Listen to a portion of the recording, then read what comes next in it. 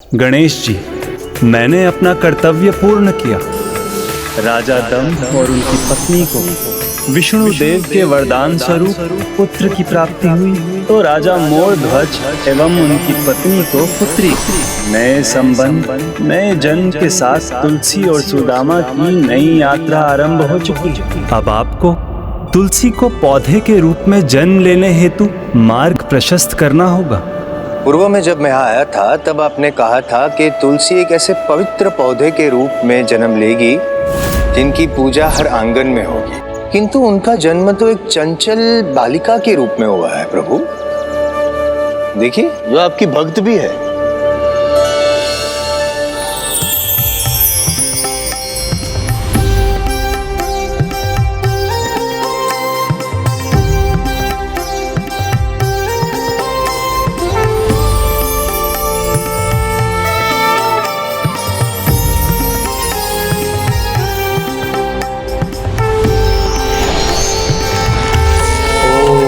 नमो भगवते वासुदेवाय नमः।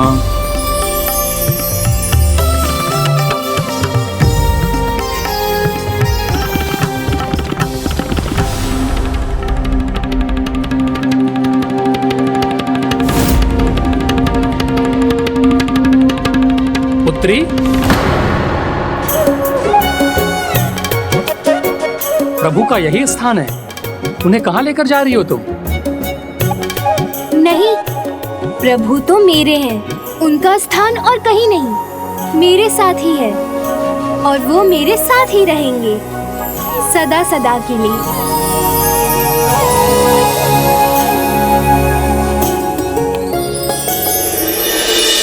उचित कहा था ना मैंने प्रभु, अत्यंत चंचल बालिका है वो। अब ऐसी चंचल बालिका एक पौधे का रूप कैसे धारण करेगी प्रभु? देवर्षि, समय की धारा इस जीवन को उस पड़ाव पर भी ले जाएगी। कदाचित आप भूल रहे हैं, मैंने भी यही कहा था। अभी और भी श्राप शेष, अभी और भी श्राप शेष। मैं बड़ी हो जाऊंगी ना पिताश्री, तो इन प्रभु की प्रतिमा को भी अपने साथ अपने कक्ष में ले जाऊंगी।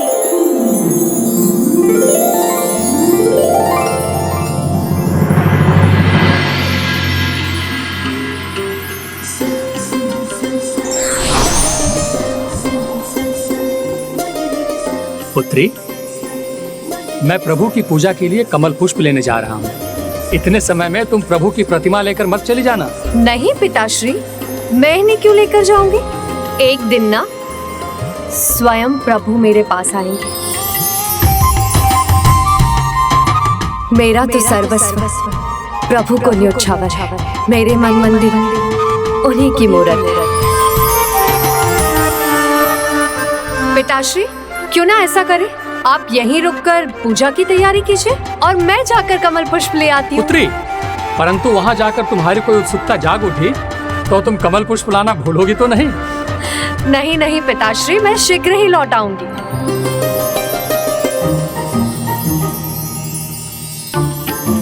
कितनी चंचल है हमारी पुत्री महाराज। विवाह योग्य हो गई है, किंतु इसके चंचल स्वभाव में लेश मात्र की कमी नहीं आई है। और विवाह की बात करो तो स्वप्न ये देखती है कि स्वयं श्री प्रभु नारायण अपने श्री परम कृष्ण के अवतार में आकर इससे विवाह करेंगे। अब तो ये प्रभु श्री परम कृष्ण ही जाने कि इसका वर कौन बनेगा।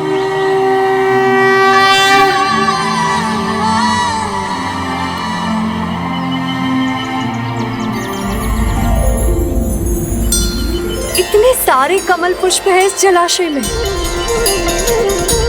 अब कुछ भी हो जाए, मैं ना भूलूंगी ना भटकूंगी।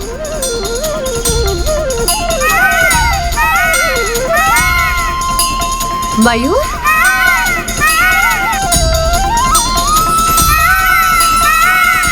कितना सुंदर मयूर है ये। मेरे प्रभु,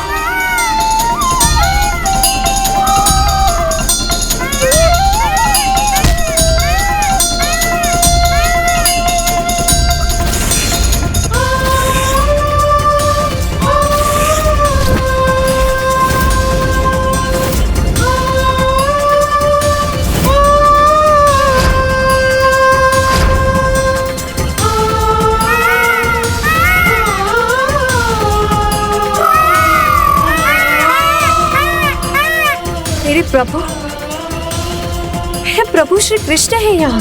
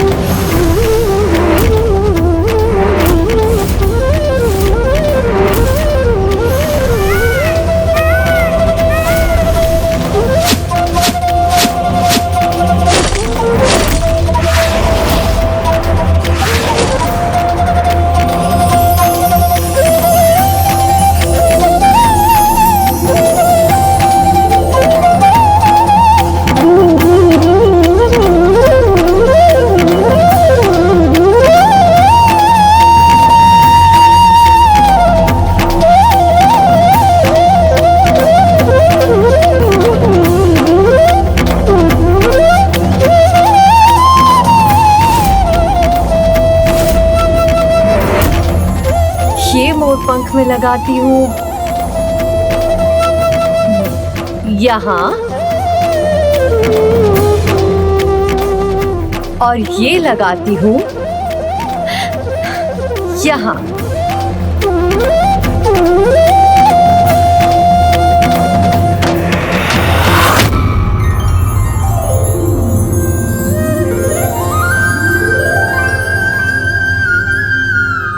मेरे प्रभु अब और भी सुंदर लगने लग गए ना।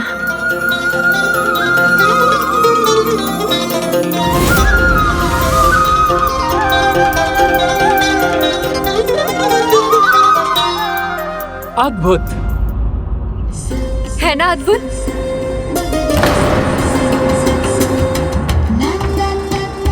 पुष्प लाना फिर भूल गई ना? मुझे क्षमा कर दीजिए पिताश्री।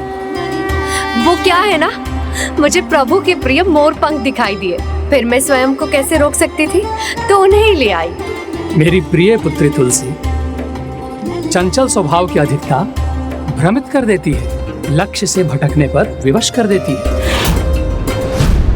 नाम जपती हो प्रभु श्री परम कृष्ण का और मन में वास करती है चंचलता, जो तुम्हें सदा अनुचित ही करवाएगी।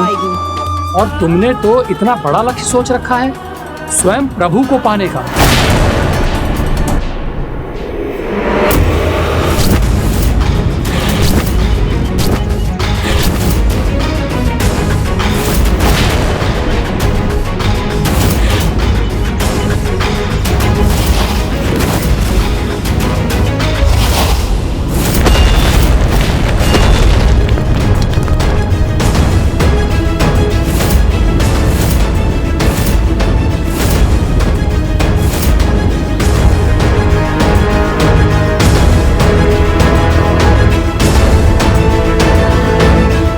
पिताश्री। पुत्र शंखचूड़, तुम तो बाल्यकाल से ही अस्त्र शस्त्र का अभ्यास कर रहे हो, किंतु मात्र अस्त्र शस्त्र ही तुम्हें विजयी नहीं बनाएंगे।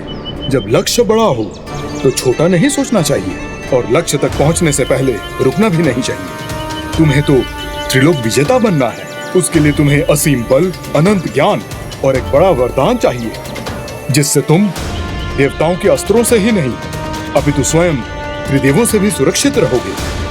उचित है पिताश्री, उसके लिए मुझे क्या करना होगा?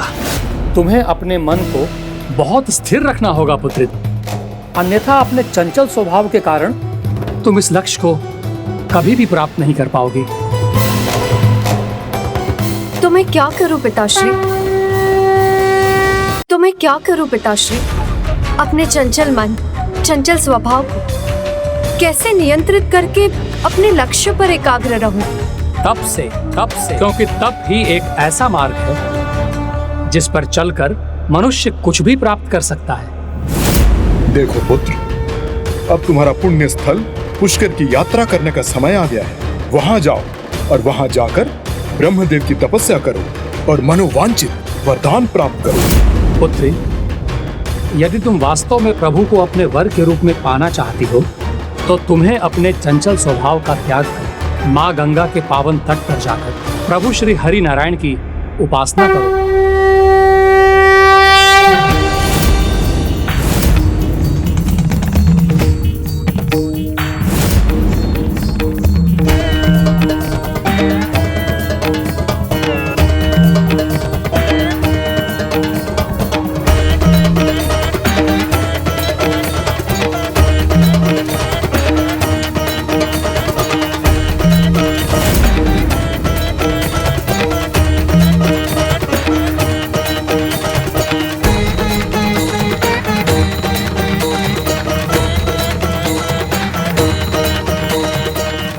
ओम ब्रह्म देवाय नमः।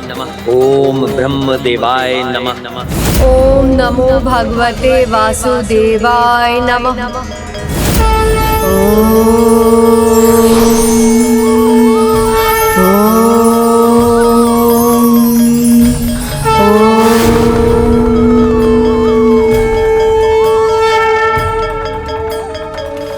तब तक उसका तप निरंतर चलता रहेगा जब तक उसके विवाह का मार्ग न खुल जाए।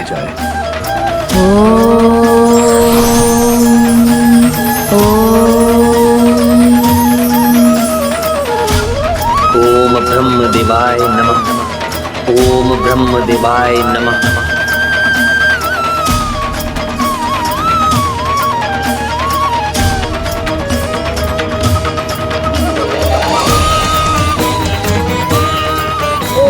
नमो भगवते वासुदेवाय कृष्णाय नमो नमः।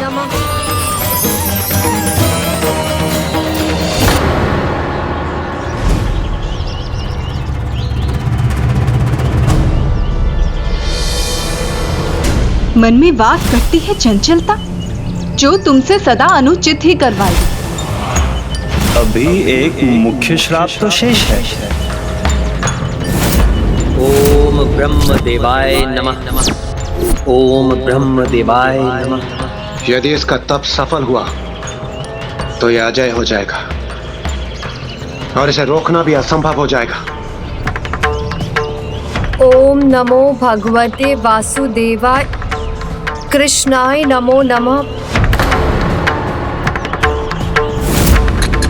नारायण नारायण, कहीं इनकी चंचलता पुनः इनसे कोई भूल तो नहीं करवाने वाली।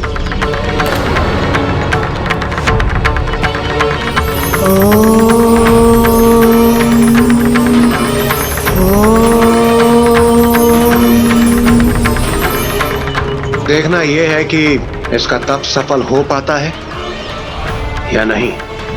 ओम ब्रह्म देवाय नमः। ओम नमो भगवते वासुदेवाय कृष्णाय नमो नमः। ओम नमो भगवते वासुदेवाय कृष्णाय नमो नमः। चंचलता त्याग कर एकाग्र रहकर तप करना होगा मुझे।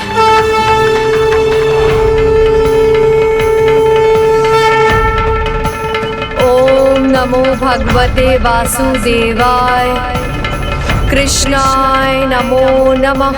ओम नमो भगवते वासुदेवाय कृष्णाय नमो नमः।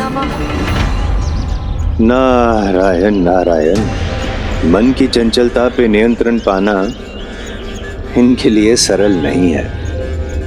इसीलिए अनेकों मुद्राओं के पश्चात भैरव मुद्रा में अब जाके स्थिर हुई है। ओम नमो भगवते वासुदेवाय। अब कदाचित इनका तप सफल होने की संभावना है। देवर्षि, गोलोक के किसी भी वासी का जन्म यदि धरती पर हुआ है तो उसमें जगत का कल्याण ही छिपा है। तुलसी के जन्म के पीछे भी धरती और धरती वासियों को विसूचिका जैसे संक्रमण से बचाने का महान उद्देश्य है। और आज जो भी घटित होगा वो तुलसी के जन्म को सार्थक बनाने के साथ साथ गणेश के विवाह का मार्ग प्रशस्त करने के लिए भी होगा।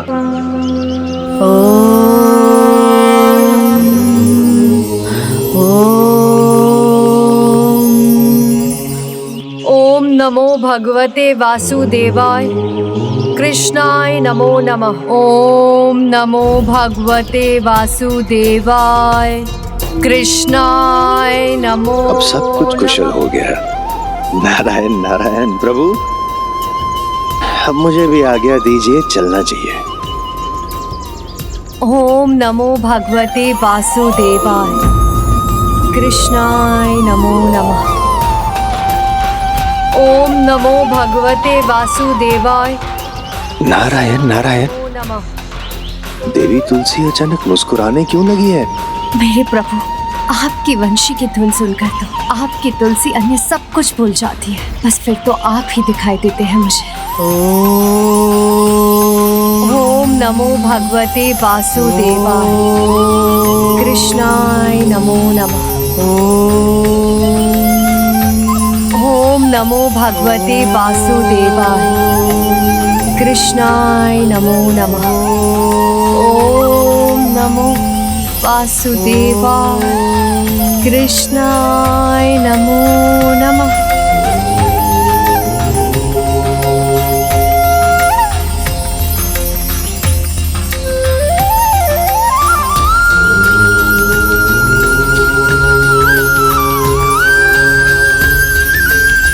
कहीं देवी तुलसी का ध्यान तो नहीं भटक रहा है?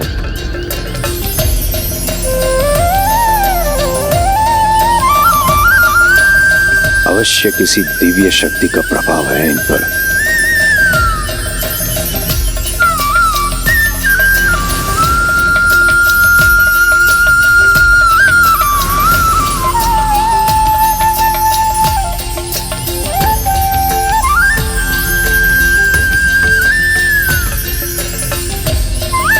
ओम सिद्धि बुद्धि सहिताय महागणपतये नमः। अद्भुत दृश्य है, किंतु कुछ स्पष्ट दिखाई नहीं दे रहा है। कौन है वहाँ? कौन है इस दिव्य ऊर्जा के स्रोत? ब्रह्म रूपाय विष्णु रूप स्वरूपाय नमस्ते अद्भुत अद्भुत है आपकी लीला, अद्भुत है आपका परम ब्रह्म स्वरूप। महागणपतये नमः।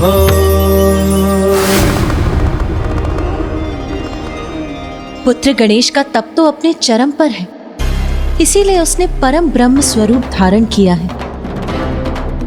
समय आ गया है प्रिय, पुत्र गणेश के तप के संपन्न होने का।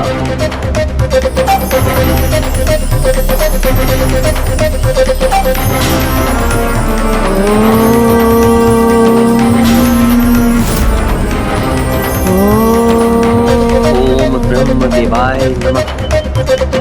ओम ब्रह्म देवाय नमः। ओम ब्रह्म देवाय नमः। ओम ब्रह्म देवाय नमः। अब इसकी तपस्या मेरी चिंता का कारण बनती जा रही है। ओम ब्रह्म देवाय नमः।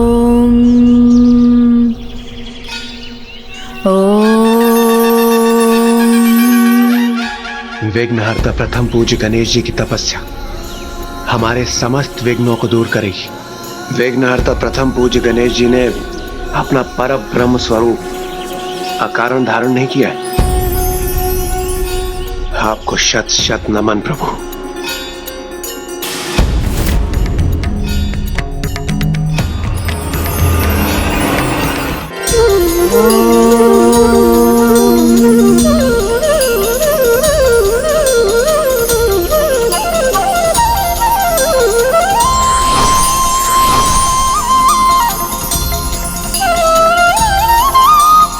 हे परम कृष्ण,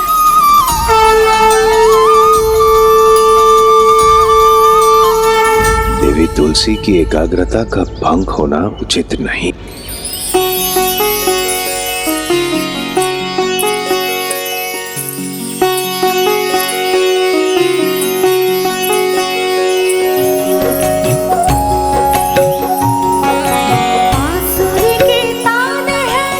मेरे प्रभु, आपकी मुरली की धुन तो आपके आदेश के समान है। आप आदेश दे, आप बुलाएं मुझे और मैं ना आऊं, ये कैसे संभव है? और प्रभु, मैं जानती थी आप आएंगे, मेरे लिए आप अवश्य आएंगे। आपकी मुरली की धुन, उसका सम्मोहन, उसका अद्भुत आकर्षण, मन करता है बस उसमें रम जाऊं, बह जाऊं, खो जाऊं। ये क्या, देवी तुलसी तो गणेश जी के निकट जा रही है।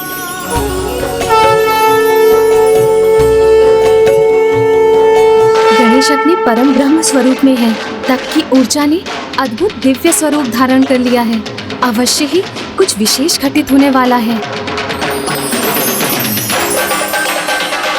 ये कैसी चंचलता का प्रभाव है देवी तुलसी पर? ये गणेश जी के तप स्थल की ओर क्यों बढ़ती जा रही है?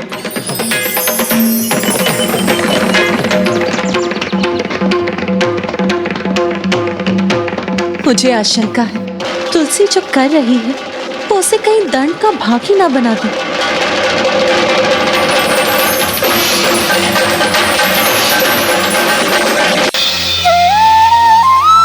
मेरे प्रभु, मेरे परम कृष्ण,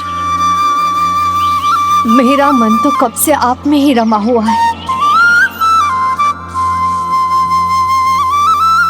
मेरे प्रभु, मेरे परम कृष्ण, आपने मुझे दर्शन प्रदान कर धन्य कर दिया।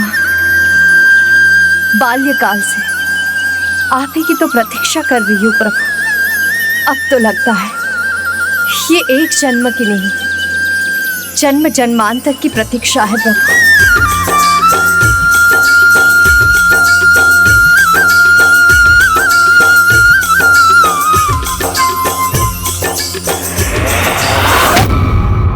परम कृष्ण मोह में तुलसी ये क्या करती जा रही है? कहीं उससे पुत्र गणेश का तप ना भंग हो जाए। तो क्या मैं ही तुलसी को जाकर रोक दूं? अनर्थ हो जाएगा। देवी तुलसी को गणेश जी के क्रोध का भागी बनना पड़ जाएगा। मुझे उन्हें रोकना ही होगा।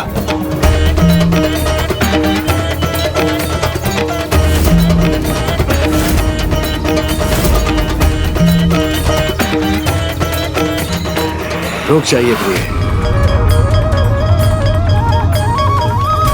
रुक जाइए देवर्षि, नियति के विधान में बाधा मत डालिए। स्मरण कीजिए मैंने क्या कहा था? मेरी प्रत्येक इच्छा के पीछे एक बहुत बड़ा कारण छिपा होता है। इसलिए होने को होने दीजिए प्रिय।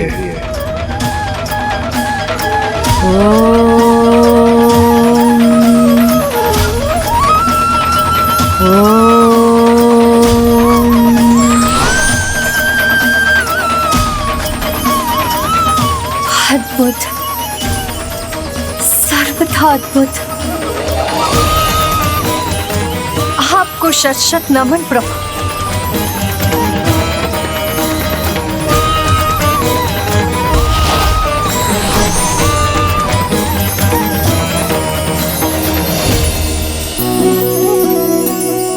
हे प्रभु, ये कैसा अद्भुत रूप धारण किया है आपने। अपने प्रभु के प्रति एक कैसी आस्था है तुलसी की कि गणेश के दर्शन होने पर भी उसे गणेश में भी श्री परम कृष्ण का ही आभास हो रहा है। प्रभु, आपका ये निराला रूप तो अत्यंत मनोहर है। आपकी तुलसी आपको आपके इस रूप में देखकर और भी स्नेह सुधा से भर गई। प्रभु, ये तो मेरा परम सौभाग्य है जो आपके इस रूप के दर्शन करने का सुख पा रही हूँ। वही कृष्ण रंग, वही मोर मुकुट, वही बंसी, वही मुख का तेज।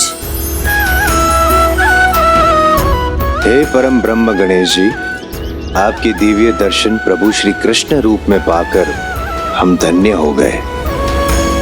प्रभु, आपकी तुलसी तो आपको आपके प्रत्येक रूप में पहचान लेगी और आपकी और भागी चली आएगी। फिर आप इस रूप में हो या किसी अन्य रूप में, अब मेरी बरसों की प्रतीक्षा का अंत कीजिए।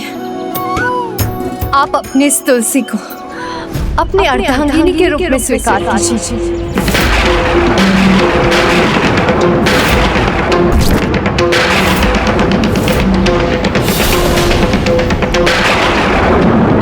क्या कह दिया तुलसी ने? प्रभु, कदाचित वो पल आ ही गया है जब मेरी कामना पूर्ण होगी। प्रभु मेरी गुहार सुनिए, अपने नेत्र खोलिए और मुझसे विवाह कर अपनी तुलसी को अपना लीजिए प्रभु, अपना लीजिए मुझे। ये क्या हो रहा है? गणेश के नेत्र खुल गए, उसका तप भंग हो गया।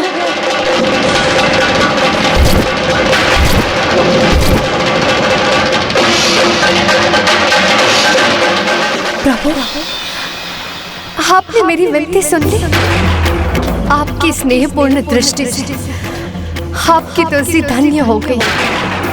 अब आप अपने मुख से भी कह दीजिए कि आप मुझसे विवाह करेंगे, आप मुझे अपनी अर्धांगिनी के रूप में स्वीकारेंगे।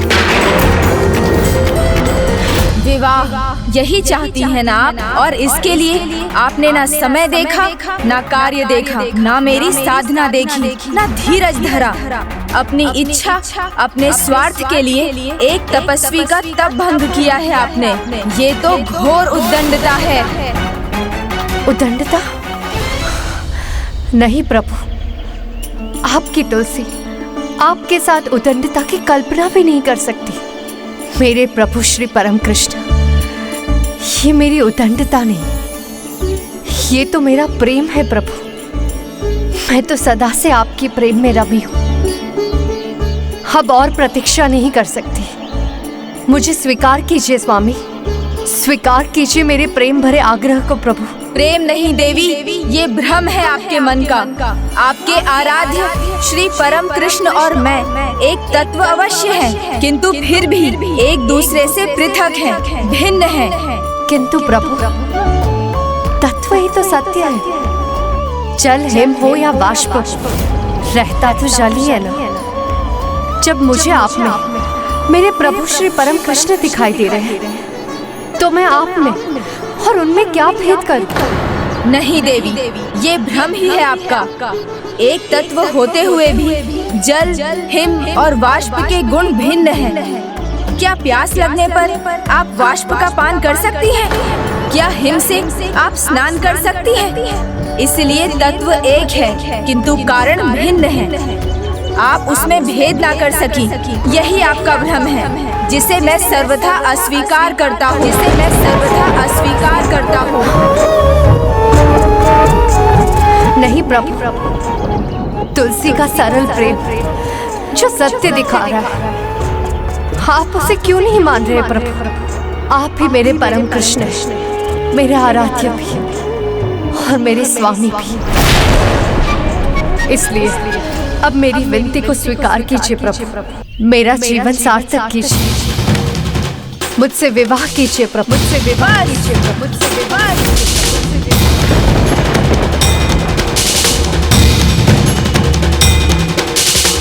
देवी, बार बार एक ही भूल कर रही हैं आप।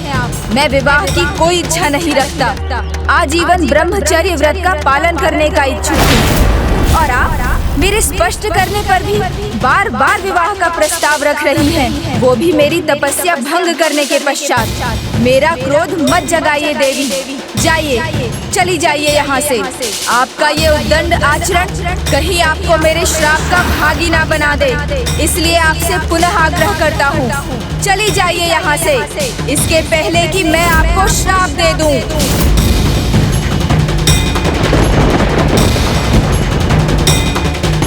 अभी तक जो हुआ उसको आधार देने के लिए अभी एक मुख्य श्राप तो शेष है।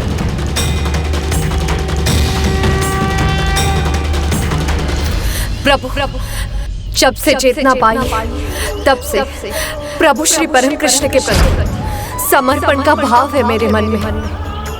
सदा से उन्हीं को पूछती आई हूँ प्रभु, मेरी भोर भी उन्हीं के नाम से होती है और मेरी संध्या में भी मेरे मन में मेरी जिह्वा पर उन्हीं का नाम है प्रभु। उन्हीं को पाने की इच्छा से सारे सुखों को त्याग कर मैं यहाँ तपस्या करने आई हूँ प्रभु। क्या इसीलिए कि जब मैं आपके निकट पहुंचूं तो आप ब्रह्मचर्य की इच्छा का कारण बता मुझे ठुकरा दिया। मेरे विवाह प्रस्ताव को निष्ठुरता से अस्वीकार कर। नहीं प्रभु, मेरा प्रेम सरल अवश्य है, किंतु इस प्रकार आपके द्वारा अपमान के योग्य नहीं। आप क्या श्राप देंगे मुझे? मेरे पावन प्रेम, मेरे अतुलित स्नेह, मेरे संपूर्ण समर्पण का अपमान करने के लिए मैं श्राप दूंगी आपको। मैं श्राप दूंगी आपको। यदि मेरा कृष्ण प्रेम सत्य, यदि प्रभु के लिए मेरी श्रद्धा, मेरी भक्ति सच्ची है, तो आपको केवल अपना ब्रह्मचर्य ही भंग नहीं करना होगा, अपितु एक नहीं 2 विवाह करने होंगे। ये श्राप है तुलसी का। 2 विवाह करने होंगे। ये श्राप है तुलसी का।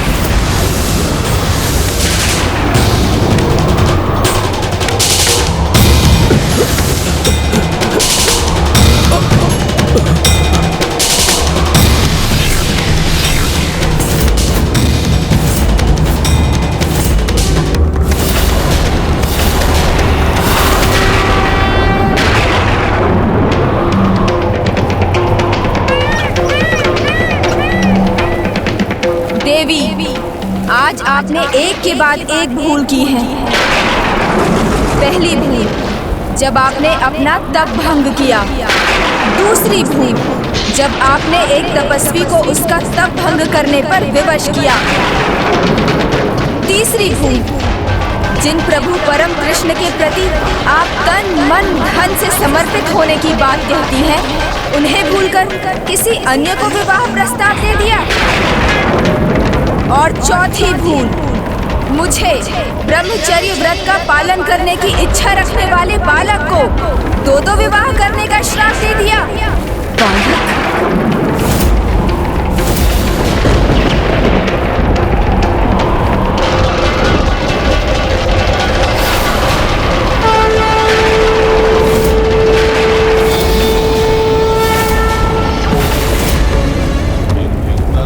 आपका प्रभु श्री कृष्ण प्रेम भले ही सच्चा हो, किंतु आपके मन की चंचलता एक विकार का रूप लेकर आपके प्रभु प्रेम पर हावी हो गई देवी। अन्यथा आप अपने मन पर नियंत्रण रख पाती और आपको मेरा वास्तविक रूप दिखाई देता, वो नहीं जो आप देखना चाहती थी।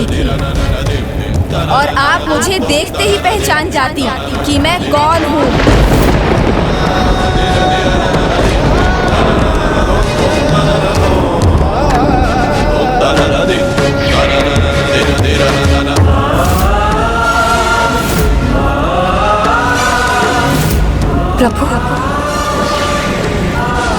प्रभु श्री गणेश, किंतु आप मुझे पहचानने में असमर्थ रही और ऐसा कर आपने अपने आसुरी स्वभाव का प्रमाण दिया।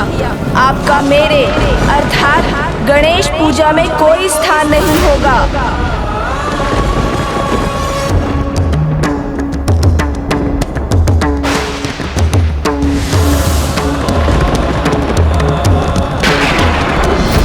और मात्र यही नहीं, इस जन्म में आपका विवाह आपके आराध्य प्रभु से नहीं, अपितु एक असुर से होगा। असुर से होगा। असुर से होगा।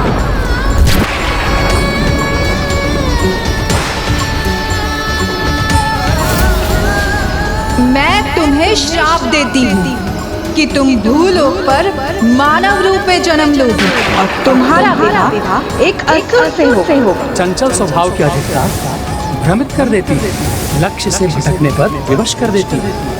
तब तो मन को बहुत स्थिर रखना होगा पुत्र, अन्यथा तुम इस लक्ष्य को कभी भी प्राप्त नहीं कर पाओगे। भूल हुई मुझसे, बहुत बड़ी भूल। मेरी चंचलता के कारण ये क्या कर बैठी मैं?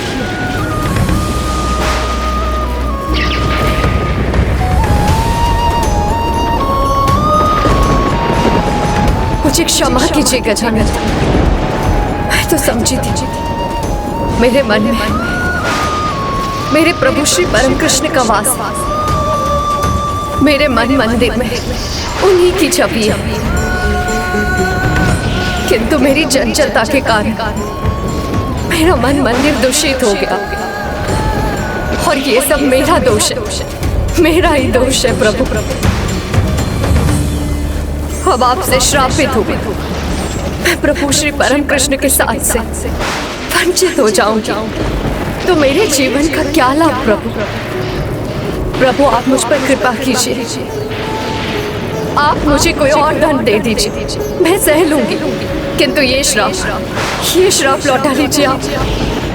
देवी, ना आपका श्राप लौट सकता है ना मेरा, इसलिए इस जन्म में तो आपकी यही नियति है कि आपका विवाह उसी से होगा जिसने असुर कुल में जन्म लिया होगा। नहीं प्रभु, किसी अन्य से विवाह उसकी तो कल्पना मात्र असंख्य मृत्यु के समान है। दंड स्वरूप मैं आपको अपने जीवन की एक एक श्वास न्योछावर करती हूँ। हे परम कृपालु पार्वती नंदन गणेश जी, फूल स्वीकारने पर तो आप असुरों पर भी कृपा करते हैं, तो अब मुझ पर भी कृपा कीजिए प्रभु।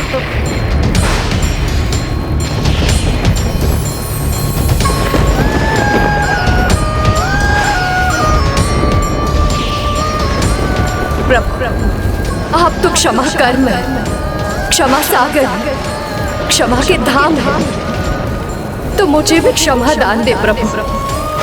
मुझे अपनी भूल सुधारने का एक अवसर प्रदान करे प्रभु। मैं तो बस प्रभु श्री परम कृष्ण की अर्धांगिनी बनना चाहती हूँ। उसके लिए मुझे कितने ही जन्म क्यों ना लेने पड़े।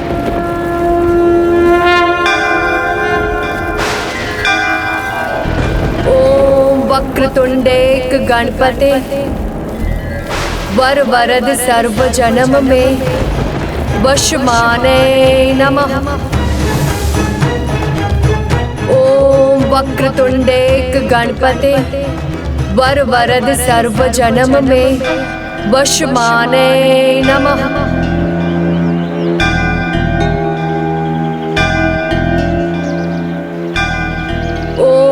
वक्रतुंडेक गणपते वर वरद सर्व जन्म में वशमाने नमः।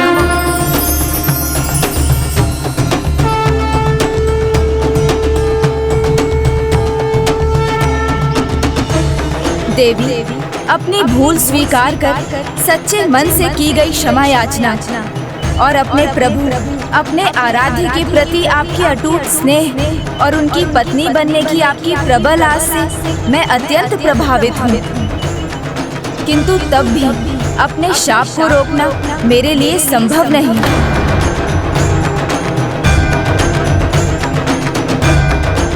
गणेश, आपको एक नवीन कथा का भाग बनना होगा, जिसके लिए आपको परिवार से दूर वन में माँ गंगा के तट पर तप करना होगा। हाँ, एक वरदान मैं आपको अवश्य दे सकता हूँ। शीघ्र आपका जन्म एक दिव्य पौधे के रूप में होगा, जिसका नाम भी तुलसी ही होगा, जिसका नाम भी तुलसी ही होगा।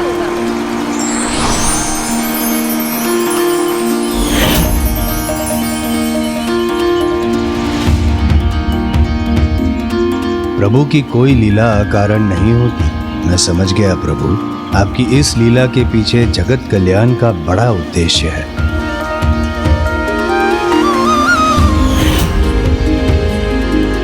और उस पौधे के रूप में आपका जिस घर में वास होगा वहाँ आपकी पूजा होगी, किंतु बस मेरी पूजा में ही तुलसी पौधे का निषेध होगा।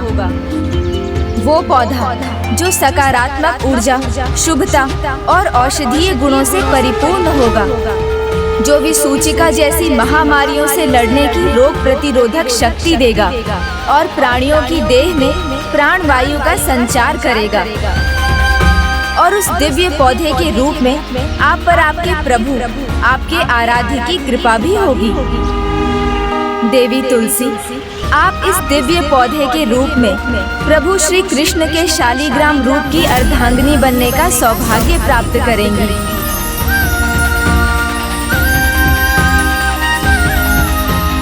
प्रभु गणेश जी, आपकी इस कृपा के लिए आपको कोटि कोटि धन्यवाद।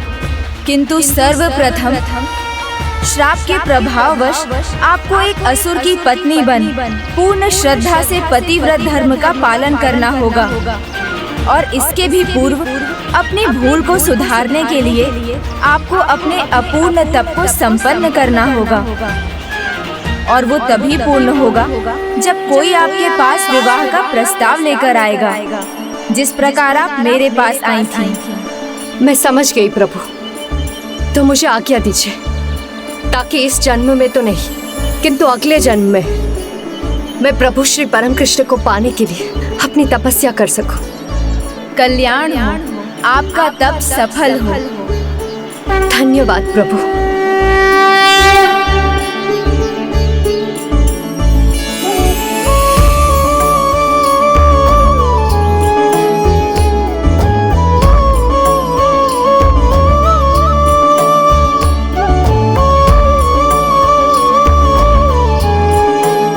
विघ्नहर्ता गणेश का आशीष व्यर्थ नहीं जाएगा। हे श्री गणेश, आपका कोटि कोटि धन्यवाद। आपकी तपस्या से मेरे पूर्ण अवतार का मार्ग ही नहीं खुला, अपितु जगत को पवित्र तुलसी पौधा पाने का मार्ग भी मिल गया और आपने अपनी साधना से मेरे अंश शालिग्राम के आविर्भाव का उपाय भी कर दिया। मैं अत्यंत प्रसन्न हूँ और आपका कृतज्ञ भी। प्रभु श्री परम कृष्ण, किंतु मैं तो उलझन में पड़ गया ना। मुझे तो 2 विवाह का श्राप मिला है। तप का फल तो मिलना ही था और कदाचित जो श्राप आपको मिला है वो भविष्य में सभी का वरदान बनेगा। हाँ प्रभु, किंतु भविष्य तो तभी अच्छा होगा जब हम अपने वर्तमान को सुंदर बनाएंगे। इसलिए मुझे वर्तमान को देखना है और वर्तमान में संपूर्ण कैलाश मेरे विवाह की चर्चाओं से गूंज रहा होगा। आज मैं अत्यंत प्रसन्न हूँ। गणेश का विवाह भले ही उसे मिले श्राप के कारण नियत हुआ हो, किंतु एक बात तो तय है, अब वो अपने विवाह को नकार नहीं सकता। और जहाँ तक बात है श्राप की, ये सभी श्राप प्रत्यक्ष या अप्रत्यक्ष रूप में सभी के लिए शुभता का कारण ही बनेंगे।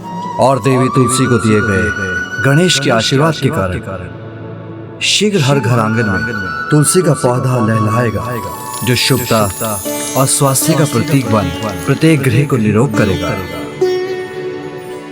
इसीलिए देवी तुलसी ने जिस मंत्र का पाठ कर प्रथम पूज्य गणेश का वरदान प्राप्त किया, जिस मंत्र के उच्चारण से उन्होंने कृष्ण पत्नी बनने का आशीष पाया, जो भी भक्त गणेश के उस अद्भुत मंत्र का सच्ची आस्था से उच्चारण करेगा, उसके विवाह में आने वाले सभी विघ्न टल जाएंगे।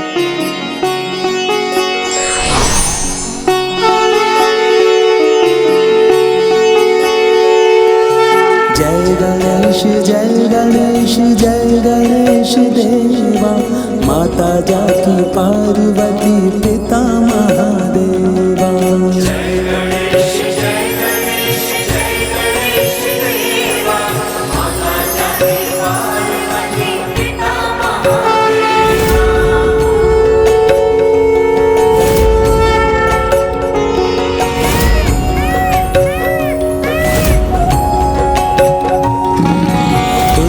हर दिशा दिशा कृष्ण पुकार, गजानन को कृष्ण समझ एकटक निहार।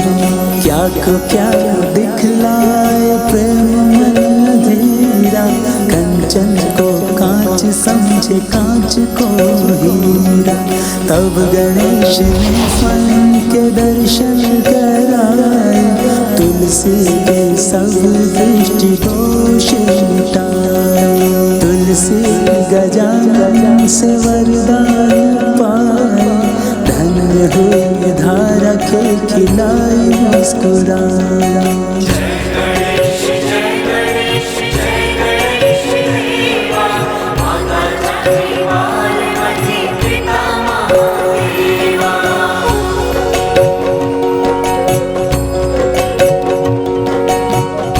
हे विघ्नहर्ता, आपके तो स्मरण मात्र से सारे विघ्न टल जाते हैं। प्रभु, मेरा प्रणाम स्वीकार कीजिए और मेरे इस तप को निर्विघ्न संपन्न होने का आशीर्वाद दीजिए। ओम गं गणपते नमः।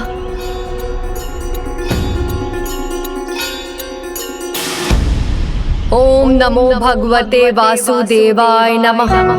ओम नमो भगवते वासुदेवाय। कृष्णाय नमो नमः। नारायणाय सुरमंडन मंडनाय नारायणाय सकल स्थिति कारणाय नारायणाय भवभीति निवारणाय नारायणाय प्रभवाय नमो नमस्ते। नारायण नारायण। प्रभु, जब देवी तुलसी ने अपने तप के पूर्व ही विघ्नहर्ता श्री गणेश का स्मरण कर ही लिया है, तो अब तो मुझे नहीं लगता है कि उनके तप में कोई बाधा आएगी। सफल होगा अवश्य। देखिए ना, कितने निर्विघ्न रूप से वो अपना तप कर रही है। ओम नमो भगवते वासुदेवाय। कृष्णाय नमो नमः। जिस चंचलता के कारण इनके तप में बाधा आई थी, वो चंचलता अब बाधा नहीं है। आपको पूर्ण विश्वास है ना देवर्षि?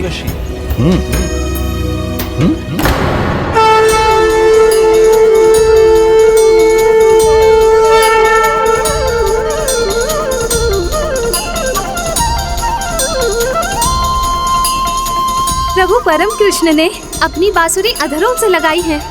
आओ सखी आओ, प्रभु बांसुरी वादन करने वाले हैं।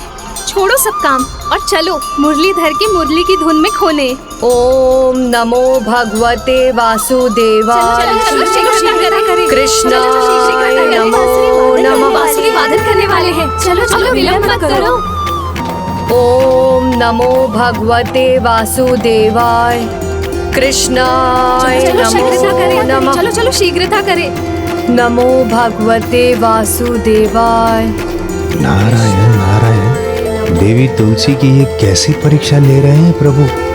नमो भगवते वासुदेवाय। देवी तुलसी का ध्यान फिर से भंग तो नहीं हो जाएगा? ओम नमो भगवते वासुदेवाय। कृष्णाय नमो नमः। नमो भगवते वासुदेवाय। कृष्णाय नमो नमः। ओम नमो भगवते वासुदेवाय। कृष्णाय नमो नमः। मयूर जी के आगमन के स्वर से भी उनका ध्यान नहीं टूटा। वासुदेवाय। कृष्णाय नमो नमः।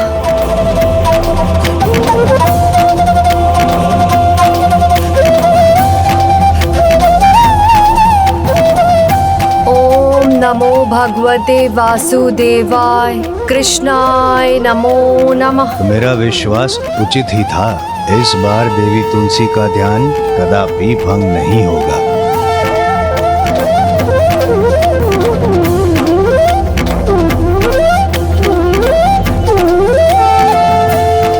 प्रभु, आप ही से सीखा है कि जब कोई दृढ़ निश्चय कर ले तो उसकी एकाग्रता को कोई भंग नहीं कर सकता। देखिए, आपकी मुरली की तान भी इनके तप को भंग नहीं कर पाई। सच सच मैं चिंता कर रहा था देवर्षि। देवी तुलसी और उनके तप को तो विघ्नहर्ता गणेश जी का आशीष प्राप्त, तो अब उनके तप की चिंता तो दूर हुई, किंतु देवताओं को एक दूसरी चिंता अवश्य करनी चाहिए। सुदामा अर्थात शंखचूड़ की तपस्या। ओम ब्रह्म देवाय नमः। ओम ब्रह्म देवाय नमः। ओम ब्रह्म देवाय नमः। ओम ब्रह्म देवाय नमः। ओम ब्रह्म देवाय नमः। ओम ब्रह्म देवाय नमः। ओम ब्रह्म देवाय नमः। ओम ब्रह्म देवाय नमः। ओम ब्रह्म देवाय नमः। इसके तप का प्रभाव तो निरंतर बढ़ता ही जा रहा है। ऐसा लगता है जैसे इसका तप अपने चरम पर पहुंचने वाला है। इसकी तपस्या कहीं हमारी दुविधा का कारण न बन जाए। वरदान प्राप्त कर कहीं ये हमारे लिए संकट रूपी विघ्न न उत्पन्न करते, इसलिए इसके पूर्व के इसका तप संपन्न हो, हमें प्रथम पूज्य गणेश जी के पास जाकर सहायता की गुहार लगानी होगी। आप उचित करें देवराज।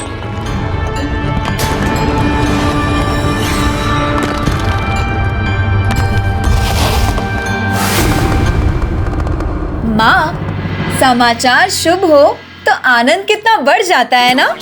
हाँ माँ, अब तो आपका आनंद अपने चरम पर होगा। आपको 2 पुत्र वधुओं का सुख जो प्राप्त होगा। तब तो हमें सभी प्रबंध आरंभ कर देने चाहिए। माता, आप ही समझाइए ना भाभी माओ को। एक बालक का भी कहीं विवाह होता है। मेरे विवाह में अभी बहुत समय है। उचित कह रहा है मेरा पुत्र। अब पुत्र गणेश के विवाह की बात कोई नहीं छेड़ेगा। किंतु पुत्र, भाभियों को इतना अधिकार तो है कि वो तुम्हारे विवाह के लिए सुयोग कन्या तो ढूंढना आरंभ कर ही सकती हैं। और जब कन्याएं मिल जाएंगी तभी विवाह होगा। माता, अब आप भी उनकी ओर से ही बोल रही हैं। तो लगता है विघ्नहर्ता स्वयं विघ्न में उलझ गए। विघ्न तो हम देवताओं पर आने वाला है। बहुत भारी संकट सामने।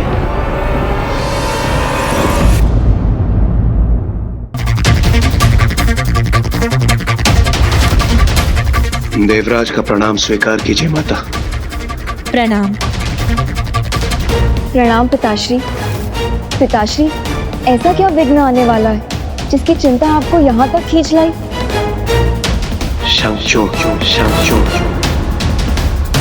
ओम ब्रह्म देवाय नमः। ओम ब्रह्म देवाय नमः। शंखचूड़ प्रभु ब्रह्मदेव की कड़ी तपस्या कर रहा है, जिससे वो उनसे मनचाहा वरदान प्राप्त कर सके। उसे उसके तप की शक्ति और भी शक्तिशाली बना देगी। उसके पश्चात हमें उसका वर्चस्व स्वीकार करने के लिए विवश होना पड़ेगा। उसका वध करना तो दूर, हम उसे पराजित भी नहीं कर सकते।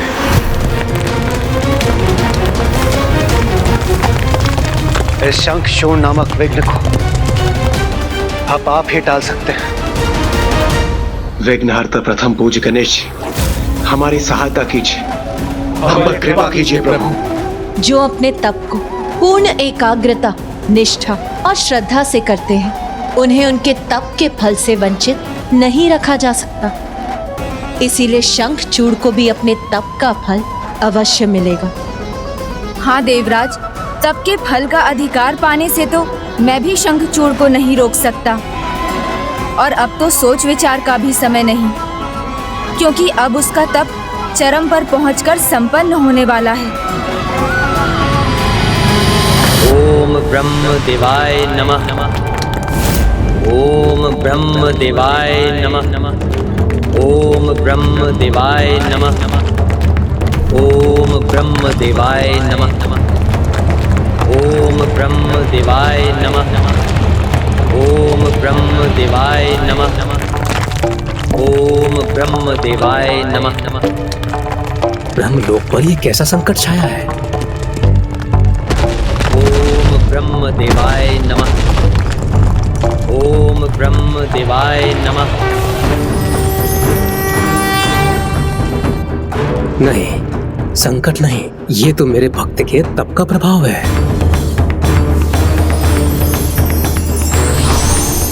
जो अति सुंदर है, सर्वथा अद्भुत है।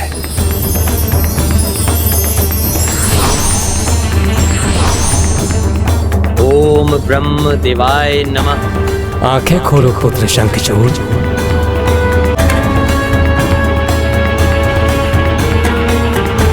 प्रणाम प्रभु ब्रह्मदेव।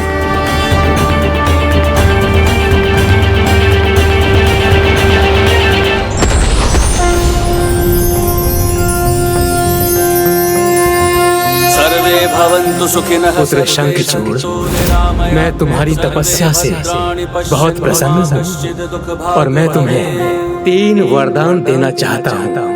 मांगो, जो कुछ भी तुम मांगना चाहते हो मांगो।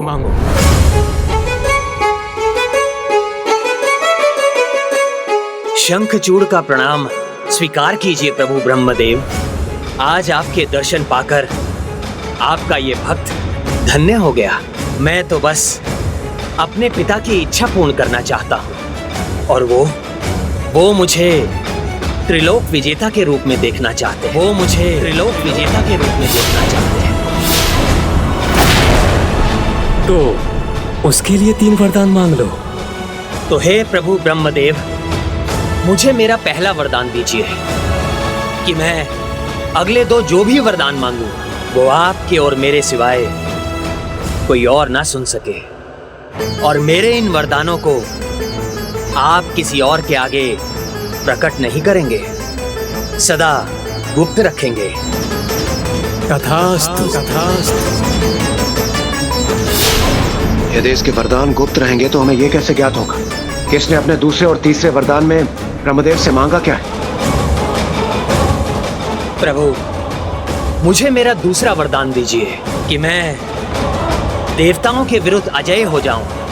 कोई भी देवता मुझे कभी भी परास्त ना कर सके और ना ही कोई हानि पहुंचा सके। तथास्तु, तथास्तु।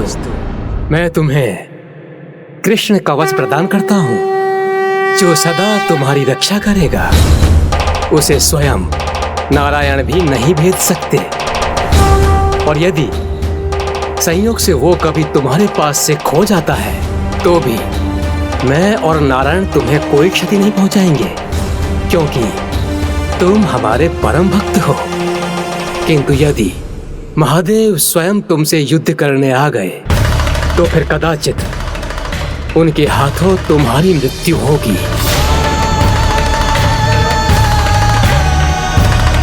आपने मुझे 3 वरदान देने का वचन दिया है ब्रह्मदेव, और अभी तीसरा वरदान शेष है। हाँ पुत्र, मांगो। तीसरे वरदान में तुम क्या चाहते हो?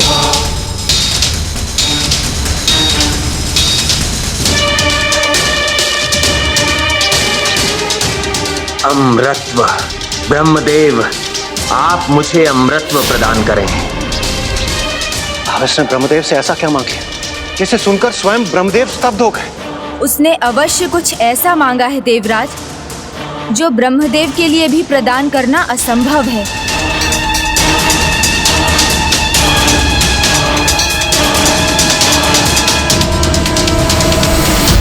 पुत्र शंखचूड़, ये असंभव है। इसके अतिरिक्त तुम कुछ और मांग लो। प्रभु, व्यक्ति वही मांगता है जिसकी उसे आवश्यकता होती है, और आप ही ने कहा है कि मेरी मृत्यु मात्र महादेव के हाथों ही संभव है। उसके अनुसार जो मेरे लिए आवश्यक है वही मांग रहा हूँ। जिसका जन्म हुआ है उसकी मृत्यु भी होगी। जीवन और मृत्यु सृष्टि का नियम है, इसे मैं बदल नहीं सकता। ये वरदान देना मेरे लिए असंभव है।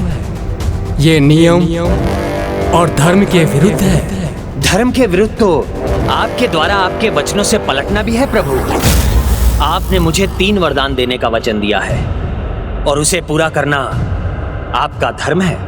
प्रभु, मुझे तो बस अमृतत्व चाहिए। यदि वो दे सकते हैं तो दीजिए, अन्यथा आप अपने वचन को भंग कर दीजिए। अपने वचन को भंग कर दीजिए। प्रत्यक्ष रूप से अमृतत्व देना तो मेरे लिए असंभव है पुत्र, किंतु मैं तुम्हें वरदान देता हूँ कि तुम्हारा विवाह एक पतिव्रता नारी से होगा, और जिस दिन तुम्हारा विवाह उससे होगा, मेरे दूसरे वरदान के अनुसार उसी दिन तुम्हें कृष्ण कवच प्राप्त होगा। पुत्र, जब तक कृष्ण कवच तुम्हारे पास रहेगा तुम अजय बने रहोगे, और मेरे तीसरे वरदान के अनुसार जब तक तुम्हारी पत्नी का पतिव्रत अटूट रहेगा तुम्हारे जीवन को कोई हानि नहीं पहुंचा सकता। इस प्रकार तुम अमर ही बने रहोगे। प्रभु, पुत्र, तुम्हारे तीनों वरदान तुम्हें प्राप्त हो चुके हैं, इसलिए अब तुम कुछ नहीं मांग सकते।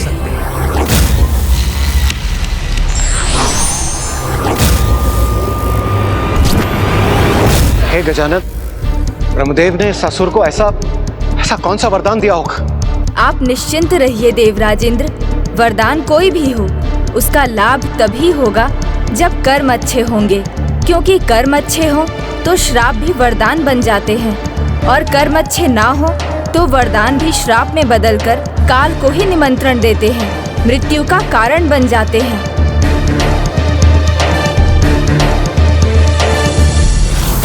और जब तक तुम्हारी पत्नी का पतिव्रत अटूट रहेगा, तुम्हारे जीवन को कोई हानि नहीं पहुंचा सकता।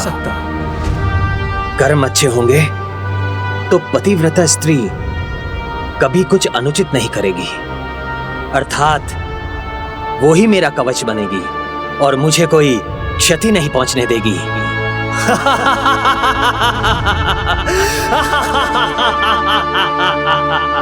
देवताओं, मैं शंखचूड़ अजय हो गया, अमर हो गया, और अब तुम सब मेरे प्रहारों से बचने के लिए कवच का निर्माण कर लो, अन्यथा मेरा कवच तो सदा मेरे साथ रहेगा, सदा ही रहेगा।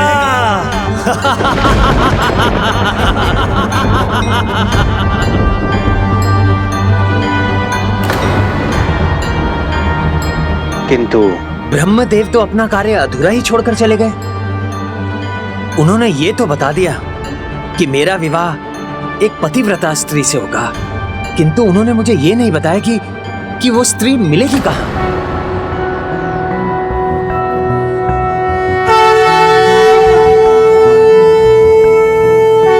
ओम नमो भगवते वासुदेवाय, कृष्णाय नमो नमः। ओम नमो भगवते वासुदेवाय, कृष्णाय नमो नमः।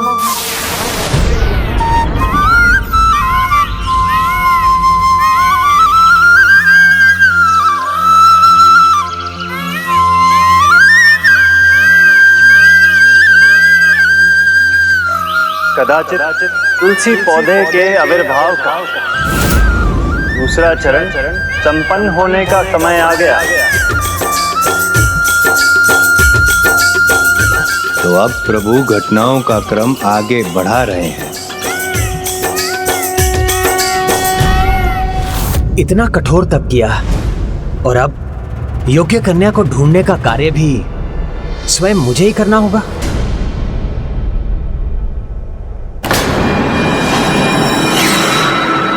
ये कैसी मूर्खता करने जा रहा था मैं। शुभ कार्य का आरंभ तो विघ्नहर्ता श्री गणेश के आशीर्वाद के साथ ही करना चाहिए, तो मैं भी वही करूंगा।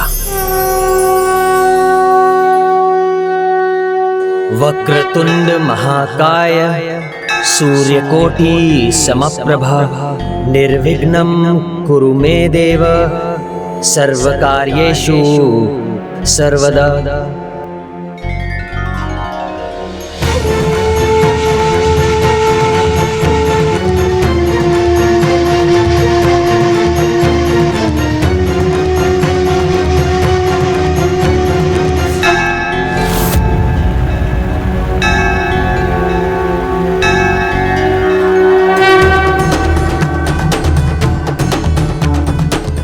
विघ्नहर्ता गणेश, अब तो उसने आपकी सहायता की गुहार भी लगाई, तो अब कैसा विलंब? सहायता तो मैं अवश्य करूंगा, किंतु देवी तुलसी को पाना इतना सरल नहीं हो सकता। उसके लिए इस जन्म में शंखचूड़ को भी अपने स्नेह का परिचय उसी प्रकार देना होगा जैसा पूर्व जन्म में सुदामा जी के रूप में दिया था।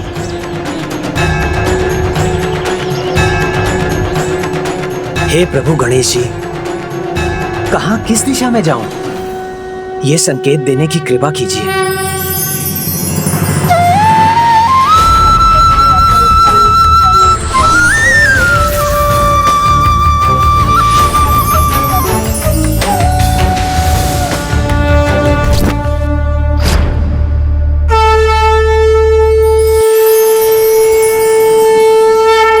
मुझे मेरा संकेत मिल गया। धन्यवाद प्रभु, आपको कोटि कोटि नमन। मुझे अवश्य ही इसी दिशा में आगे बढ़ना चाहिए।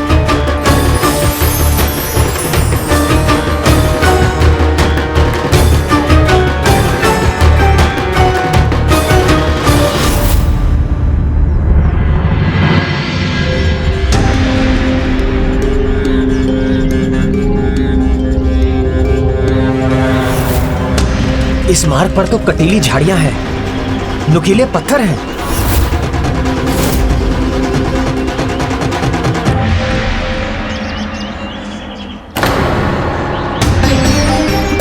किंतु जब जीवन में कुछ बड़ा करना हो तो ऐसी बाधाओं को तो पार करना ही होता है, तभी सफलता प्राप्त होती है।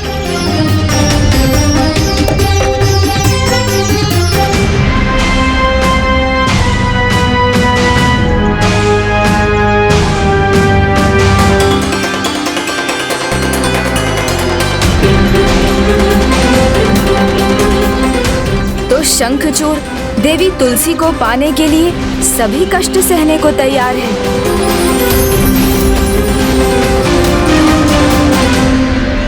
उस दिव्य आभा ने तो यहीं आने का संकेत दिया था, किंतु यहाँ तो कोई नहीं है। जय गणेश जय गणेश जय गणेश देवा माता कदाचित वो अब वहाँ है। पिता महादेवा।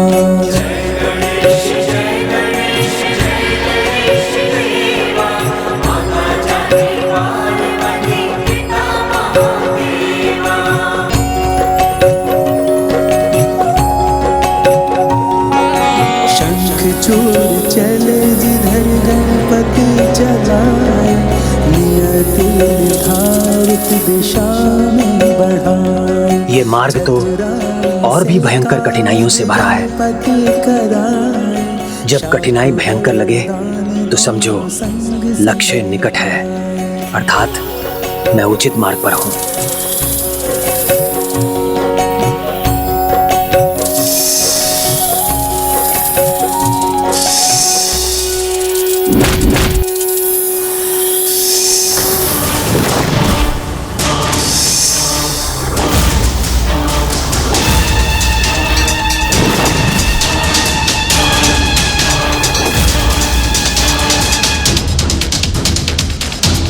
निशस्त्र रहकर भी वो सभी संकट से जूझने के लिए तत्पर है।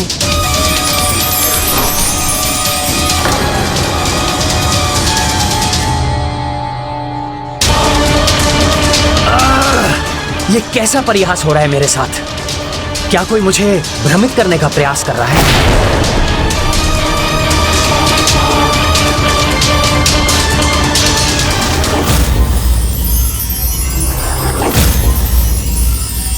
ओह, तो वो दिव्य ऊर्जा वहां है और कोई तो है जो ध्यान मग्न भी है।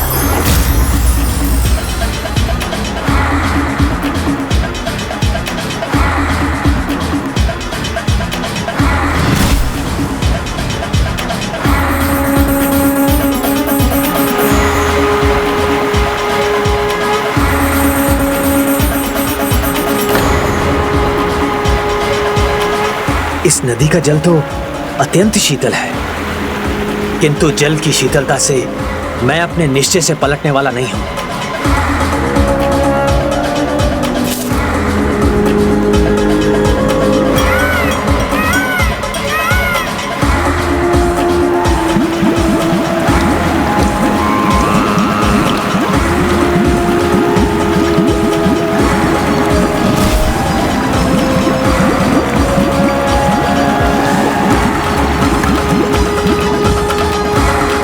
शंखचूड़ तो इस परीक्षा से भी पीछे नहीं हटा।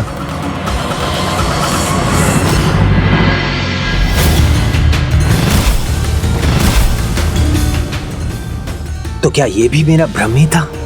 यहाँ तो कोई नहीं है। जिनका निश्चय दृढ़ता से भरा होता है, जो अपने लक्ष्य तक पहुँचने के लिए सभी कष्टों का सामना करने के लिए तत्पर रहते हैं, वो अपने लक्ष्य तक अवश्य पहुँचते हैं। ओम नमो भगवते वासुदेवाय, कृष्णाय नमो नमः। कौन है ये तपस्विनी जो घोर तप में लीन है? वासुदेवाय, कृष्णाय नमो नमः। ओम नमो भगवते वासुदेवाय, कृष्णा। इनसे परिचित ना होते हुए भी ऐसा आभास क्यों हो रहा है जैसे मैं इन्हें जानता हूँ? और इनके निकट बढ़ते हुए ऐसे अद्भुत आनंद का अनुभव हो रहा है मुझे, जैसे मैं दिव्य लोक गोलोक में विचरण कर रहा हूँ। ओम नमो भगवते वासुदेवाय, कृष्णाय नमो नमः। ओम नमो भगवते वासुदेवाय, कृष्णाय नमो नमः। ओम नमो भगवते वासुदेवाय, कृष्णाय नमो नमः। ओम नमो भगवते वासुदेवाय, कृष्णाय नमो नमः। ओम नमो भगवते वासुदेवाय, कृष्णाय नमो नमः। देवी, आप कौन हैं? और मुझे ऐसा क्यों प्रतीत हो रहा है जैसे आपके साथ मेरा जन्म जन्मांतर का नाता हो? ओम नमो भगवते वासुदेवाय। हे देवी तपस्विनी, आपसे अटूट संबंध का आभास ये मेरा भ्रम नहीं हो सकता। ये अवश्य ही मेरा भाग्य है जो मुझे आप तक खींच लाया है, और कदाचित हमारा विवाह ही हमारी नियति है और मेरी इच्छा भी। देवी, क्या आप मेरा विवाह प्रस्ताव स्वीकार करेंगी? मैंने शंखचूड़ को उसके लक्ष्य के निकट तो पहुंचा दिया, किंतु इस अंतिम परीक्षा में उसे स्वयं सफलता प्राप्त करनी होगी। अब सब इस पर निर्भर करेगा कि देवी तुलसी शंखचूड़ का विवाह प्रस्ताव स्वीकार करती है या नहीं। अपने नेत्र खोलिए देवी। मैं असुर राज दंभ का पुत्र शंखचूड़ आपके सामने विवाह का प्रस्ताव रखने के लिए प्रस्तुत हूँ। आपका तप तभी पूर्ण होगा जब कोई आपके पास विवाह का प्रस्ताव लेकर आएगा। मुझे उत्तर दीजिए देवी।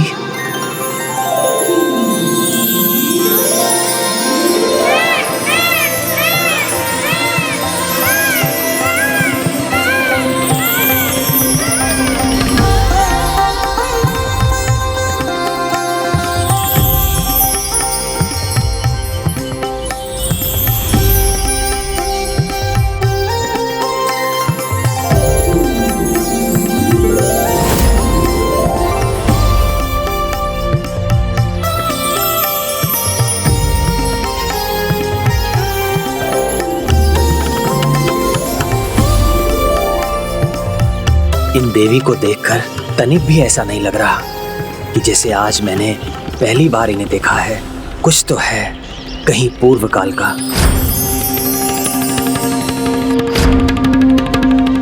कौन है ये कैसा आभास है? क्या मैं इन्हें पहले से जानती हूँ?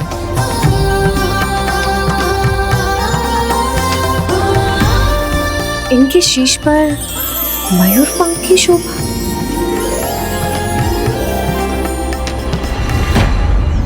शीश पर मयूर पंख और गले में माला पहन लेने से ना कोई प्रभु श्री परम कृष्ण बन सकता है, और ना ही मेरे मन मंदिर में मेरे आराध्य का स्थान ले सकता है। आपने उचित कहा देवी। मैं प्रभु श्री परम कृष्ण नहीं और ना ही हो सकता हूँ, किंतु मैं उन जैसा बनने का प्रयास कहाँ कर रहा हूँ। मैं तो बस इतना चाहता हूँ कि वैसा बनूं कि तुम्हारे मन को भा जाऊं तुलसी।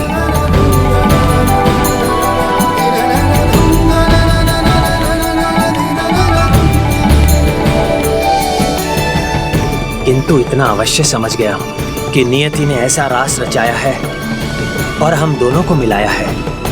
देवी, प्रकृति और नियति के संकेत को समझिए और मेरा विवाह प्रस्ताव स्वीकार कीजिए।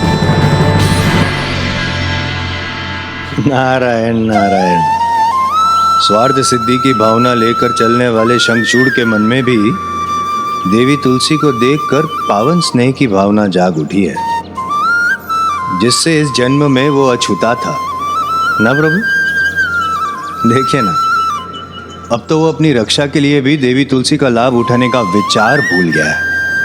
हाँ देवर्षि, अब अपने पूर्व के पुण्य कर्मों से प्रेरित होकर उसके मन में एक ही विचार, वो सच्चे मन से अपना निस्वार्थ स्नेह देवी तुलसी को समर्पित करना चाहता है, उनका सम्मान करते हुए उनके साथ रहना चाहता है। मैं आपसे विवाह क्यों करूं? भीतर बाहर से जो सुंदरता का सागर हो, जिसे बस निहारते जाने का ही मन करे। देवी, आपका ये मधुर स्वर, आपकी ये दिव्य छवि देखकर मुझे ये आभास हो रहा है कि आपका और मेरा नाता पूर्व जन्म का है। मेरा नाता तो बस मेरे प्रभु श्री परम कृष्ण से है। नारायण नारायण। देवी तुलसी सब कुछ भूल चुकी है, किंतु यदि कोई स्मृति शेष है तो केवल आपकी। प्रभु वो अब भी केवल आपके प्रति निष्ठावान है, आपके प्रति केवल समर्पित है। तो क्या शंखचूड़ का प्रस्ताव स्वीकार करेगी? तप अपने भीतर कई कर्मों और साधनाओं को समाहित करता है। तप केवल कायाकल्प ही नहीं, अपितु वाणी, आचरण और वाचन को भी निर्मल और शुद्ध बना देता है। अपने वचन से देवी तुलसी ने अपनी चंचलता का त्याग कर गंभीरता और शुभ आचरण का परिचय दिया है। हे देवी, मैं राक्षस राज दंभ का पुत्र शंखचूड़ आपसे विवाह का प्रस्ताव रख चुका हूं और आपके उत्तर की प्रतीक्षा में हूं। कहिए देवी, क्या है आपके मन में? जिसका रोम रोम कृष्णमय हो, जिसके भीतर बाहर श्री परम कृष्ण ही हो, वो किसी और का विवाह प्रस्ताव कैसे स्वीकार कर सकती है? कहीं आपके संकोच का कारण ये तो नहीं कि मैं एक असुर पुत्र हूं और आपके समान तपस्विनी स्त्री एक असुर पुत्र से विवाह करने का निर्णय कैसे ले सकती है? तो मैं भी आपको श्राप देता हूँ। इस जन्म में आपका विवाह आपके आराध्य प्रभु से नहीं, अपितु एक असुर से होगा। मैं समझता हूँ देवी, आपकी दुविधा उचित है, किंतु मैं विनम्रता पूर्वक आपको स्मरण कराना चाहता हूँ कि असुर कुल में भी भक्त प्रहलाद जैसे महाभक्त हुए हैं और मैं और मेरे पिताश्री दोनों ही असुर होते हुए भी धर्म कर्म में निपुण हैं। प्रभु श्री हरि नारायण, प्रभु श्री परम कृष्ण के परम भक्त हैं। असुर होते हुए भी किसी भी असुर प्रवृत्ति से मैं कोसों दूर हूँ। आप इस दिव्य पौधे के रूप में प्रभु श्री कृष्ण के शालीग्राम रूप की अर्धांगिनी बनने का सौभाग्य प्राप्त करेंगी, किंतु उससे पूर्व इस जन्म में आपको श्राप के प्रभाववश आपको एक असुर की पत्नी बन पूर्ण श्रद्धा से पतिव्रत धर्म का पालन करना होगा। मैं वचन देता हूँ, मेरे किसी भी आसुरी स्वभाव या प्रवृत्ति के कारण यदि आपको कोई कष्ट होगा तो मैं उसे परिवर्तित कर दूंगा। बस आप मुझसे विवाह करना स्वीकार कीजिए।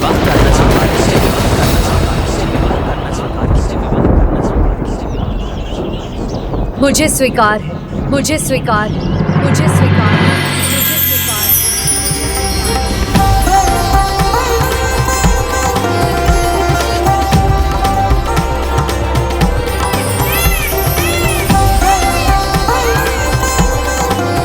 विश्वास कीजिए, मैं आपको इतना सम्मान, इतना सुख दूंगा जो किसी देवता के लिए भी संभव नहीं होगा। आपको कोई कमी नहीं होने दूंगा। आप मेरा विवाह प्रस्ताव स्वीकार कीजिए। मैं आपका प्रस्ताव स्वीकार कर चुकी हूँ। मैं महाराज धर्मध्वज की पुत्री तुलसी आपसे विवाह के लिए तैयार हूँ।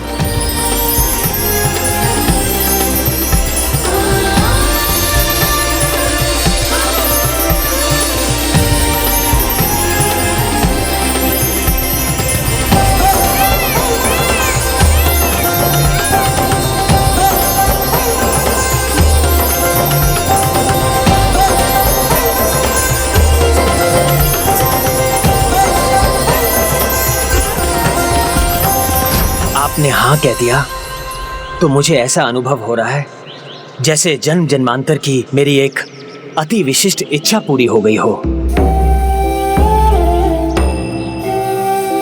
और राधा ने तुम्हें जो श्राप दिया है सुदामा, वो तुम्हारे लिए भी वरदान ही होगा। जिसे तुम वियोग समझ रहे हो, वो वियोग नहीं, तुम दोनों के मिलन का संयोग प्रकट करेगा। देवी, मैं इस शुभ कार्य में एक क्षण का भी विलंब नहीं करना चाहता। यदि आपको स्वीकार हो तो आपके तप स्थल पर, इस पवित्र गंगा के तट पर ही मैं आपसे गंधर्व विवाह करने का इच्छुक हूं। प्रभु, एक शंका है मेरे मन में। देवी तुलसी ने शंखचूड़ के विवाह के प्रस्ताव को स्वीकार तो कर लिया, किंतु क्या वो उसे पूर्ण रूप से पति रूप में स्वीकार कर पाएगी?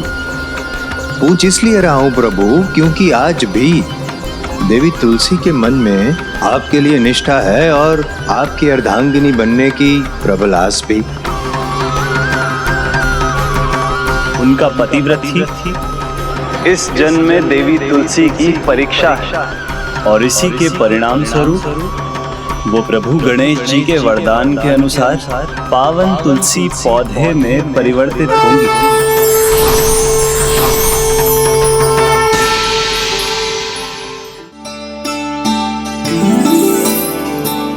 देवी, आप यहाँ विश्राम कीजिए। मैं अभी गया और विवाह के लिए वरमाला तैयार कर अभी आया।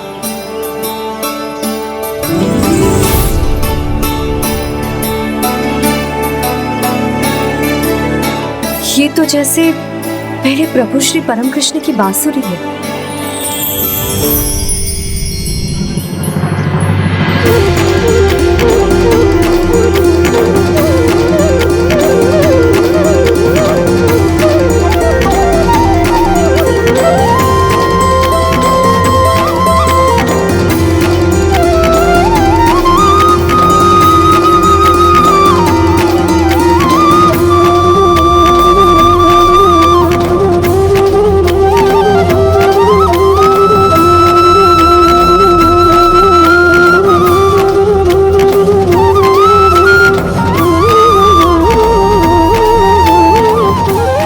का यही स्थान है।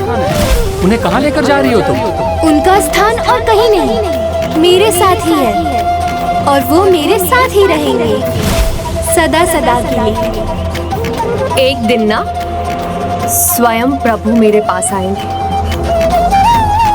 तब ही एक ऐसा मार्ग है जिस पर चलकर मनुष्य कुछ भी प्राप्त कर सकता है। प्रभु, मेरी वास्तविक तपस्या तो अब आरंभ होगी। प्रभु, मेरे हृदय में तो बस आपका ही स्थान था, किंतु मैं भी आपके हृदय में वास कर सकूं। उसके लिए मुझे अपने हृदय से आपकी अर्धांगिनी बनने की इच्छा को त्याग कर शंखचूड़ को अपने पति के रूप में हृदय में बसाना होगा। तभी मैं अपने पतिव्रत धर्म का पालन कर सकती हूँ। और शंखचूड़ से विवाह के उपरांत आपका और मेरा संबंध केवल भक्त और भगवान का संबंध होगा। प्रभु,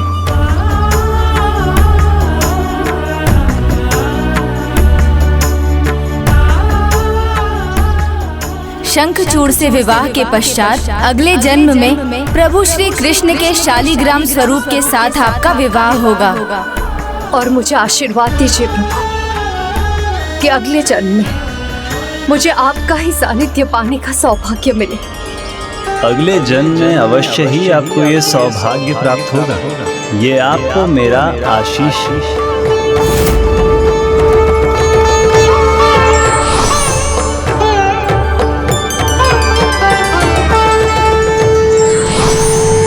देखिए देवी, मैंने कहा था ना मैं शीघ्र लौटूंगा, तो लौट आया।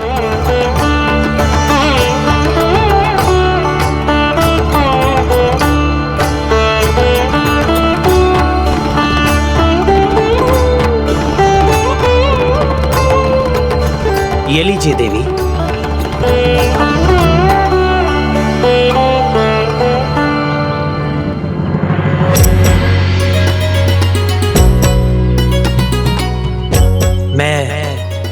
माँ गंगा के इस पवित्र तट को, इस पावन स्थल को, जिसमें आपके तप की शक्ति है, इन पेड़ पौधों को, जिन्होंने आपकी भक्ति का अनुभव किया है, वायु को, सूर्य को, और जो भी हमें देख रहे हैं, उन सभी को साक्षी मानकर आपको अपनी धर्म पत्नी के रूप में स्वीकार करता हूं।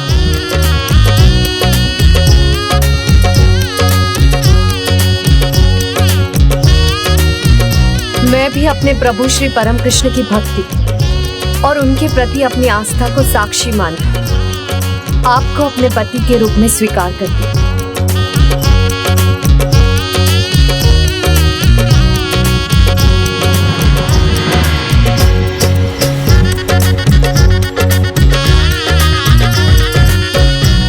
देवी, आपने मुझे वरमाला पहनाकर मुझसे विवाह ही नहीं किया है, आपने तो मुझे अपने साथ का वरदान दिया है।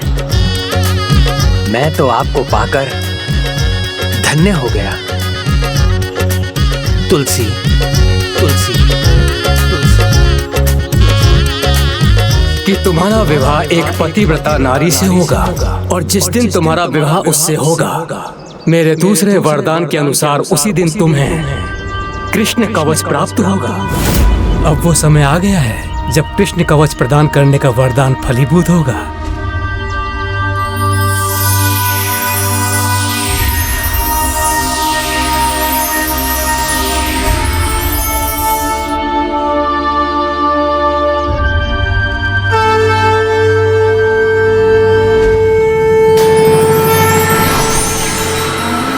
प्रभु ब्रह्मदेव का वरदान सार्थक हो रहा है।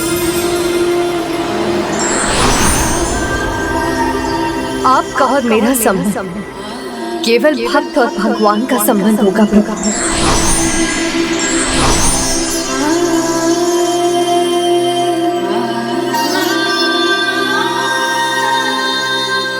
अद्भुत, आपने मेरे लिए इतने सुंदर उपहार की रचना की है। स्वामी, क्या आपको ये भा रहा है? अवश्य, अति सुंदर है। मैं इसे पाकर अत्यंत प्रसन्न होऊंगा।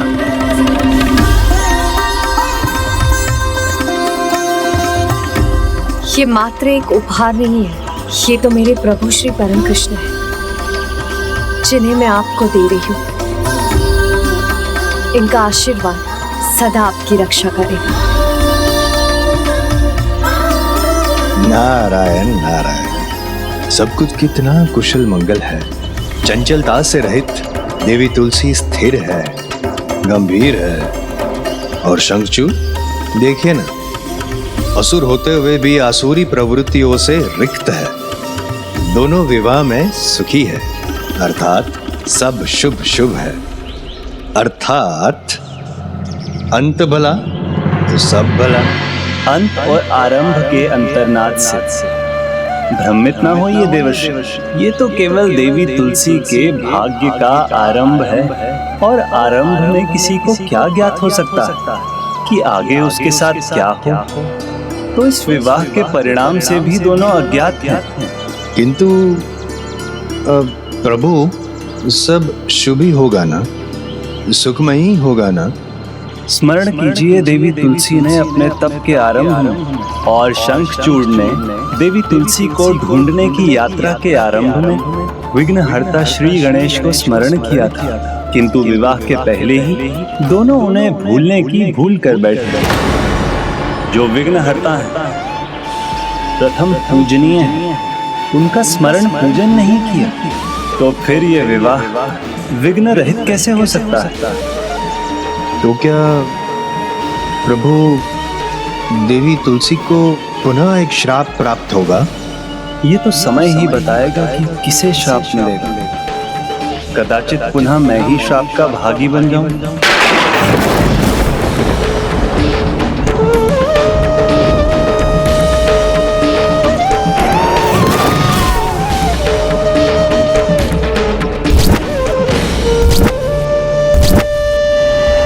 शंखचूड़ की जय, युवराज शंखचूड़ की जय, युवराज शंखचूड़ की जय, युवराज शंखचूड़ की जय, युवराज शंखचूड़ की जय।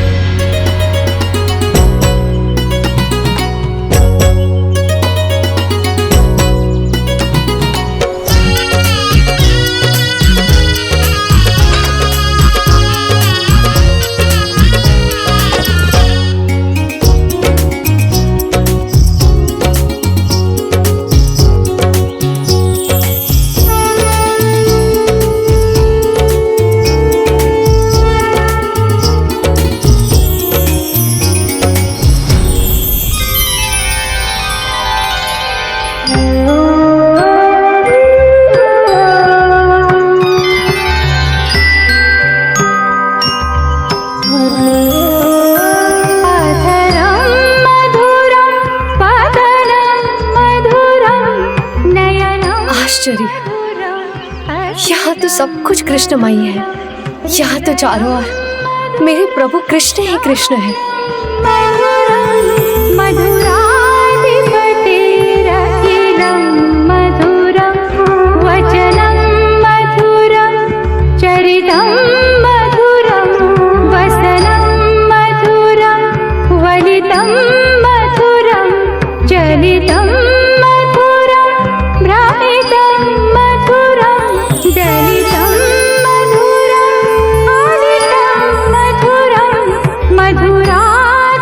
प्रभु श्री हरि नारायण की प्रतिमा।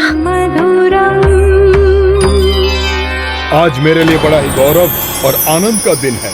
आज मेरा पुत्र और पुत्र वधू दोनों अपनी तपस्या पूर्ण कर विवाह के उपरांत यहाँ लौटे हैं, इसलिए आज भव्य आनंद उत्सव होना चाहिए। तैयारी करो। क्षमा कीजिए पिताश्री, अभी यहाँ कोई उत्सव नहीं हो सकता। मेरा अर्थ है पिताश्री, सर्वप्रथम हमें प्रभु पूजन कर उनका आशीर्वाद लेना चाहिए, उसके बाद ही उत्सव का आयोजन होना चाहिए। युवावस्था और चंचलता दोनों एक दूसरे के पर्याय हैं। तुम्हारे स्थान पर कोई अन्य होता तो उत्सव को प्राथमिकता देता, किंतु अद्भुत हो तुम। आसुरी प्रवृत्ति के कारण जो भूल हम करने जा रहे थे, तुमने यहाँ आते ही हमें इतनी बड़ी भूल करने से रोक दिया। हमें धन्य कर दिया पुत्री।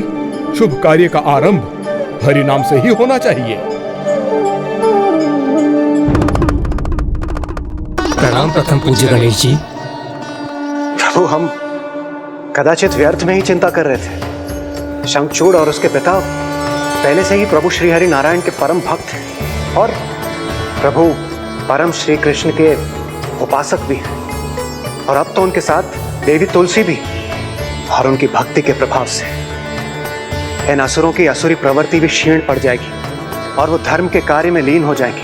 अब तो हमारी समस्त चिंताएं दूर हो गई प्रभु। सारी चिंताएं दूर हो गई हैं, ऐसा कहना कठिन है देवराज। और ये समस्या के समाधान के स्थान पर उसका आरंभ भी तो हो सकता है, क्योंकि देवी तुलसी के भाग्य के अनुसार उनका पावन तुलसी पौधे के रूप में जन्म लेना अभी शेष है।